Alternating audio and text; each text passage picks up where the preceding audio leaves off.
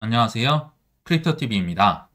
오늘은 성탄절을 전후로 한 과거 수익률을 한번 통계적으로 비교해보고 또 아더 헤이즈 같은 트레이더들이 후회하는 시기가 언제가 될지를 말씀드려 보겠습니다. 오늘은 후반부로 갈수록 조금 중요한 내용이 있는 거 참고를 해주시면 좋을 것 같아요. 일단은 우리가 거의 3년에서 4년을 기다렸던 25년도 불장을 앞두고 있는데요. 그 정점까지 가는 길이 매우 험난할 것 같습니다. 왜냐면 우리가 들고 있는 코인들을 대부분 팔아야 되잖아요. 매도가 가장 어렵기도 하고 뭐 1에서 2%만이 경제적 자유를 이루는 확률이니까 소수를 아마 걸러내겠죠. 그리고 또 하나 25년도에는요. 단기 고점과 조정으로 아마 뒤범벅이 돼 있을 겁니다. 자, 이만하면 됐겠거니 하고 팔았는데 더 올라가 버린다든지 아니면 이 정도 샀으면 됐겠지 했는데 그 밑으로 떨어진다든지 이런 게 25년도에도 숱하게 나오면서 우리를 헷갈리게 할 거라 생각이 듭니다. 자, 최근에 조금 뭐 비트코인이다 알트코인 가격이 오르니까 자, 서점 지표라고 해야 될까요? 25년도 비트코인 이제 시작인가 하면서 한 편을 비트코인 책으로 가득 메우고 있는데 뭐 그렇게 유쾌한 상황은 아닌 것 같습니다. 약간 고점 냄새가 나기도 하죠. 그리고 뭐 여러 지표가 많이 있지만 이제는 뭐 일본이 검토한다, 중국이 검토한다, 뭐 이런 거에 이어서 유럽 EU에서도 한 하원 의원이 여성분인데요. 자, 도널드 트럼프는 지금 매우 잘하고 있다. 근데 우리 EU는 뭐 하고 있느냐? 돈을 낭비하고 있지 않느냐? 최근에 몇 달 전에 독일 정부에서도 5만 개나 되는 비트코인을 한 6만 불 전후로 해서 싹 다 팔아버렸었죠. 아마 비난을 많이 받고 있으리라 생각이 듭니다. 그러면서 유럽도 전략적 비트코인 준비금을 하도록 지시를 해야 됩니다.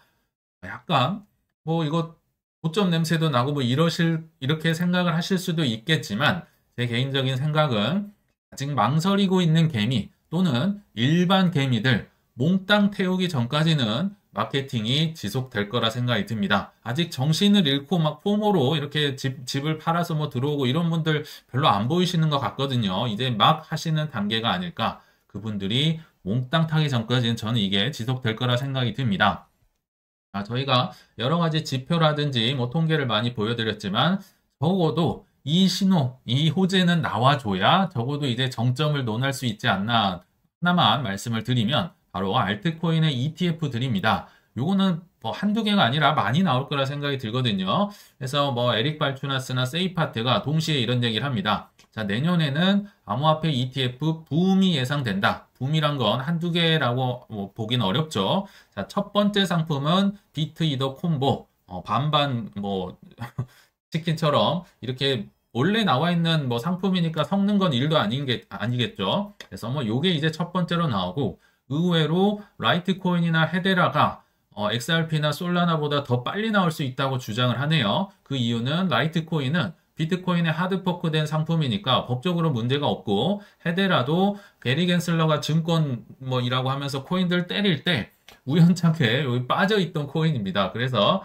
이 두 개는 좀 안전하니까 빨리 될 것 같고 오히려 XRP나 솔라나는 증권으로 현재까지는 분류가 돼 있으니까 좀 뒤에 될 것 같다. 이렇게 예상을 했지만 글쎄요. 제가 볼 때는 이건 약간 기관의 탐욕을 망각한 전망이 아닐까 생각이 들거든요. 무슨 얘기냐? 법적으로는 문제가 없어요. 얘네들이 더 유리할 수 있는데 기관의 수요로 한번 생각을 해본다면 XRP랑 솔라나의 인기를 이들이 능가를 할 수가 있을까요?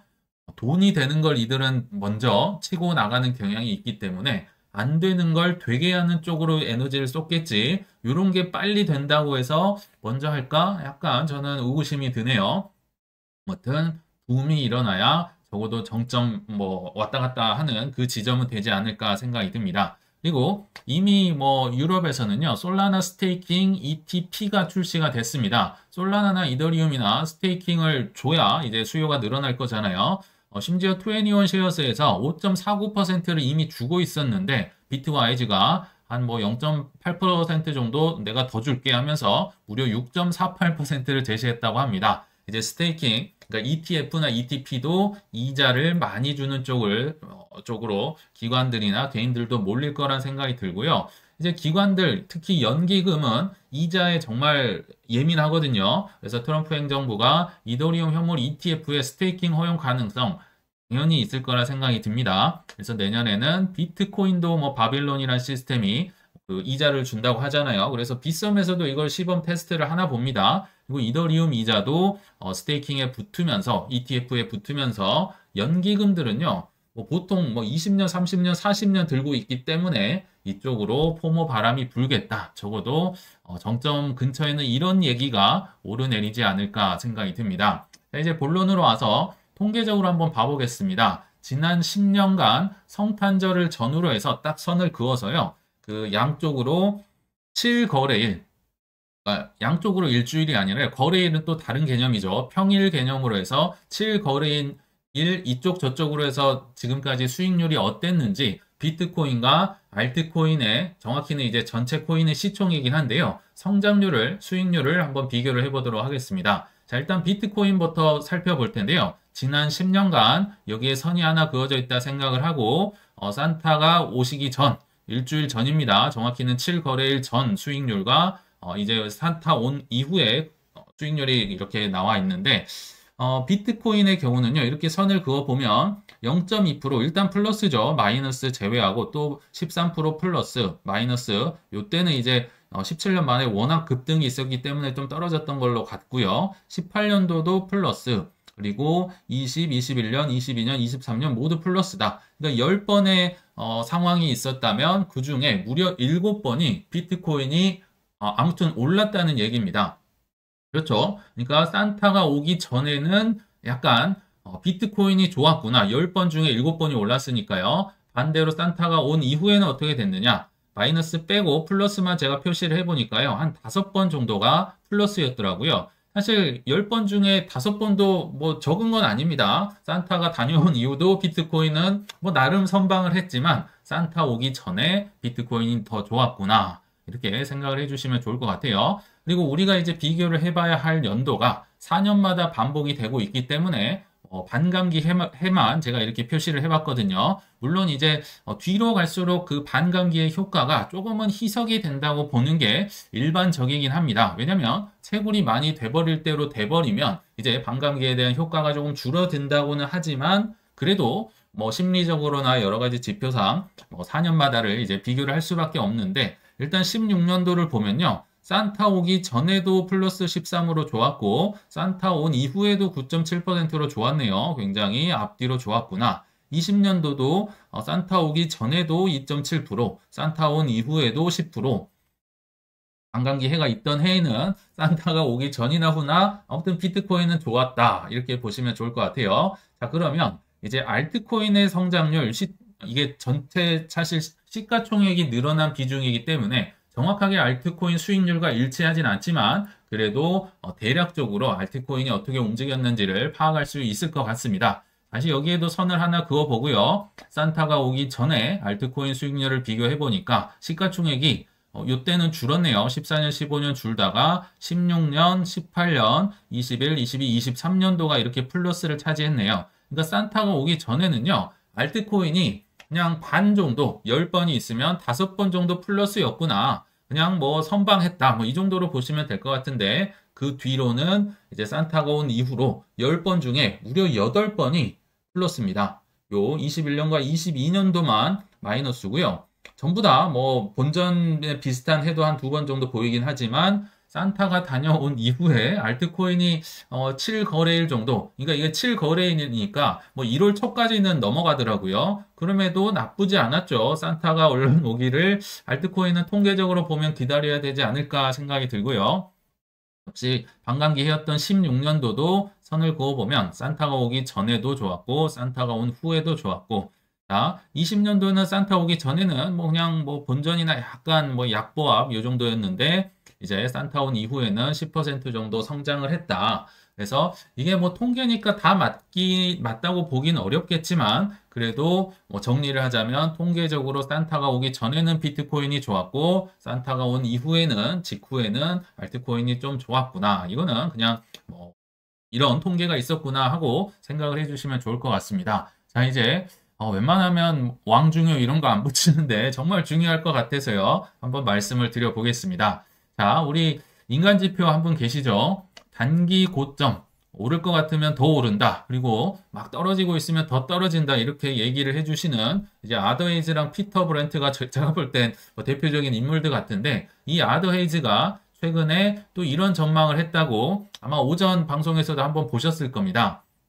트럼프 내년 1월 취임쯤에 시장이 대폭락하겠다고 이렇게 예상을 했네요. 자, 취임식 가질 때쯤에 코인 시장이 참혹한 수준으로 폭락이 올 것이라고 확신을 한답니다. 뭐 확신은 할 수 있죠. 그러면서 개인적으로는 올해 말까지 포지션을 줄이고 내년 상반기에 주요 코인을 저가에 매수할 계획이다. 아마도 많이 떨어진다고 예상을 하는 것 같아요. 나만 이렇게 생각하는 게 아니라 다른 트레이더들도 나처럼 타이밍을 맞출 수 있다고 믿는다. 뭐 이렇게 조금 본인을 이렇게 잘 포장을 했던 것 같고요. 근데 그러면서 단 상승장이 1월 20일 이후까지 이어진다면, 그러니까 자기 예상대로 안 떨어지고 그냥 쭉 올라간다면 내 전망이 틀렸음을 인정하고 즉시 시장에 재진입할 계획이다라고 하는데요. 사실 이 말 자체가 약간 어폐가 있습니다. 이 말이 무슨 얘기냐면요.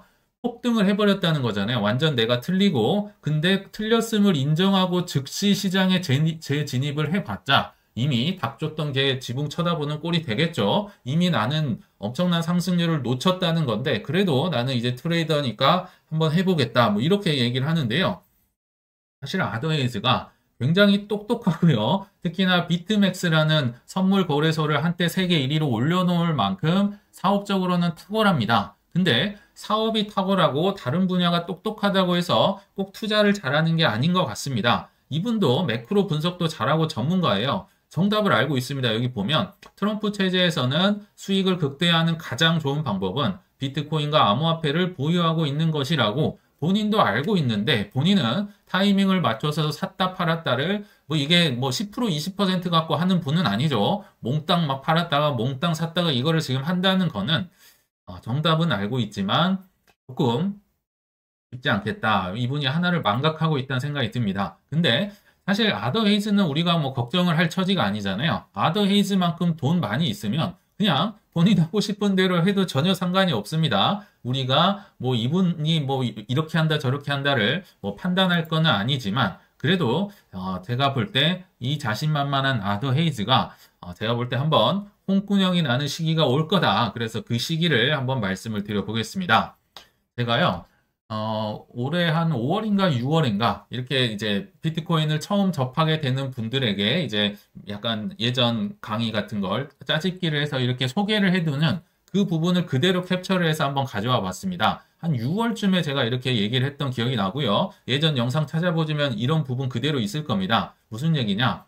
비트코인을요. 이 구간에 보유하지 않았다면 어떤 참사가 벌어지는지를 쭉 한번 말씀을 드려볼게요. 일단 2013년도가 가장 멀리 있었던 이제 불장이었잖아요.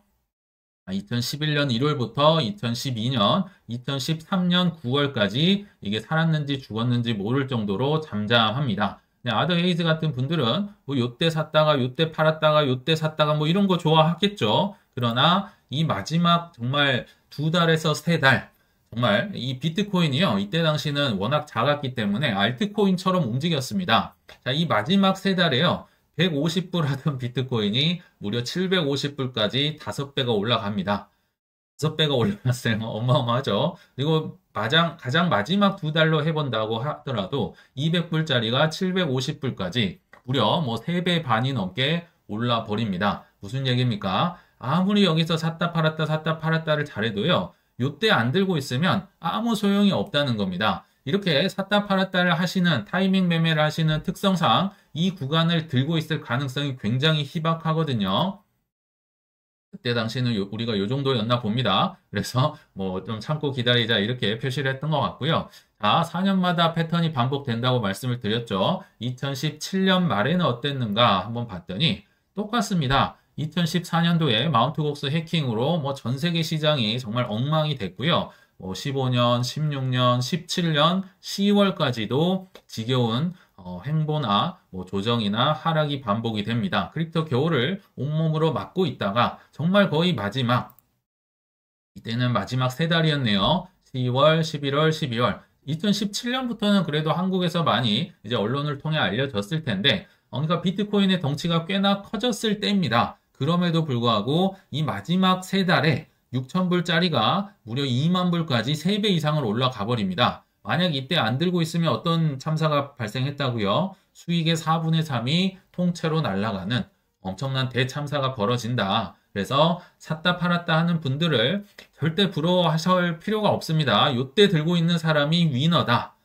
고 생각이 듭니다. 자, 또 반복이 되겠죠. 21년도에 비트코인을 이 구간에 보유하지 않았더라면 18년도 뭐 박상기의 난부터 뭐 중국의 규제부터 정말 힘들었었습니다. 20년도 11월까지 재미가 없었어요. 이때 코인 투자를 해서 저는 뭐 샀다 팔았다를 해가지고 이때의 격차가 오전반 형이랑 아직도 메워지지가 않습니다. 이때 정말 재미없었는데 이때 이제 꾸준히 모았던 오전반 형은 굉장히 격차가 저랑 벌어졌겠죠. 아무튼 재미없는 시간을 보내다가 이때도 한 4개월 정도 걸렸던 것 같아요. 2020년 11월, 12월, 1월, 2월, 이제 3월까지 오면서 2만 불짜리 비트코인이 6만 불까지 치고 올라갑니다. 역시나 마지막 4개월에 3배, 덩치가 커졌음에도 이 큰 비트코인이 3배가 올라갔다. 근데 만약에요, 요때 들어와서 샀다면 이거는 정말 대참사가 벌어지는 겁니다. 들고 있어야 하는 구간에서 오히려 이때 사서 들어오면 참 3년에서 4년을 기다려야 되는 혹독한 시간이 올 거고요. 그나마 비트코인을 물리면 다행이죠. 알트코인이 물리면 제 가격이 오지 않을 가능성도 매우 높습니다. 근데 지금 비트코인으로만 얘기를 드리니까 약간 와닿지 않을 것 같아서 이거 다 예전에 나갔던 방송에 있던 내용입니다. 자, 이제 알트코인을 이 구간에 보유하지 않으면 어떤 참사가 벌어질지 도지라는 코인으로 말씀을 드려볼게요. 역시나 재미없었겠죠. 이거는 과거에 업비트 화면에서 했기 때문에 이렇게 짤뚱하게 나와 있는데 도지코인은 10년이 이미 넘었습니다. 10년 동안 뭐 서서히 올라가면서 굉장히 재미없는 시간을 보내다가 이게 4월 14일부터 5월 5일 굉장히 구체적이죠. 이 3주간에 90원짜리의 도지코인이 무려 900원까지 10배를 뛰어 올라갑니다. 이때 기억나시죠? 뭐 SNL이란 쇼에 도지 파더 일론 머스크가 춤추고 노래 부르면서 다들 1,000원 가지야 1달러를 가지야 뭐 외쳤던 그 구간입니다. 그러니까 아무리 여기서 샀다 팔았다 잘 해도요. 이때 안 들고 있으면 아무 소용이 없다. 정말 답줬던 게 지붕 쳐다보겠죠. 만약 이 구간에 안 들고 있다.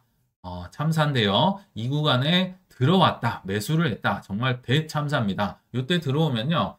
4년간 본전이 오지 않을 수도 있습니다. 8년간 본전도 오지 않을 수 있다. 근데 이때가 얼마나 포모가 심하냐면요. 이때 사람들이 사실 다 들어와서 사게 됩니다. 그래서 이 구간, 정말 이 안에 들어올 때를 우리는 분별할 수 있는 좀 지혜를 가질 필요가 있겠죠. 분별력이 있어야겠죠. 자, 마지막 코인입니다. 한국을 정말 떠들썩하게 했던 리플 코인.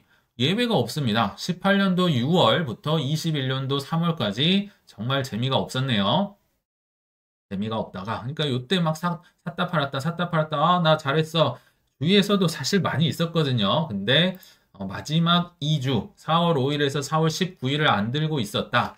이 3배가 넘는 수익을 거둘 수가 없습니다. 물론 이때 와서 이제 다 팔 수 있다 이런 보장은 없지만요. 적어도 한번 여기 찍고 내려오면 요 정도나 이런 때 근처에서는 할 수 있겠다는 얘기를 드리는 거죠. 근데 리플 치고 지금 좀 파괴력이 약하다 생각이 들어서 그때 당시 17년도 차트도 제가 일부만 캡처해서 가져와 봤네요. 2017년 4주 동안 벌어졌던 일입니다. 이게 주봉 차트입니다. 1, 2, 3, 4주 동안 250원짜리가 4,925원까지 올랐습니다.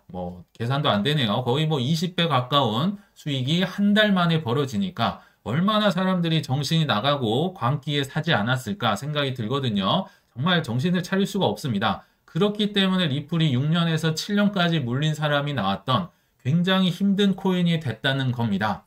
이제는 알 수 있겠죠. 이 1, 2, 3, 4에 들고 있는 사람이 정말 실력자입니다. 자, 그래서 우리 주위에 보면요. 이런 크고 작은 조정들도 사실 만만치 않거든요. 이 고점이 안 왔는데 막 크게 올랐다가 크게 떨어지면 저도 이제 회사에서 후배들이나 이런 분들이 가끔 저한테 이런 얘기를 합니다. 조정 전에요.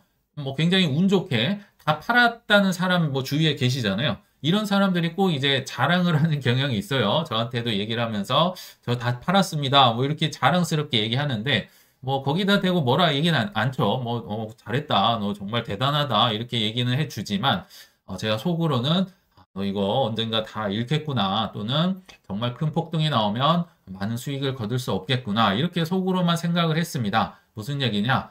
조정 전에 다 털었다는 사람, 뭐 타이밍 매매하고 트레이더들 부러워할 필요가 하나도 없다는 겁니다. 마지막에 그 어떤 알트코인이 됐든지요. 죄다 이렇게 오릅니다. 리플조차도 7년, 8년 만에 오르잖아요. 다른 코인들은 말할 것도 없다. 그래서 결론은 잽을 정말 우리 고점까지요. 수십 대 맞고 갈 거거든요. 그래도 맷집을 길러가면서 묵묵히 좀 맞고 가셨으면 좋겠다는 생각이 듭니다. 물론 실력이 있어야겠죠. 자, 현재도 지금 꽤 오른 상황이지만 아직도 들어오지 않은 개미들을 홀리기 위해서 끊임없는 글로벌 마케팅과 또는 또 큰 조정이 반복될 거라 생각이 듭니다. 누가 옆에서 자랑을 하든지 또는 패닉셀을 하든지 마지막 정신 못 차릴 상승이 나올 때까지 그냥 내 자산을 잘 묵묵히 지켜가시길 바라면서 이만 물러가겠습니다. 시청 감사합니다.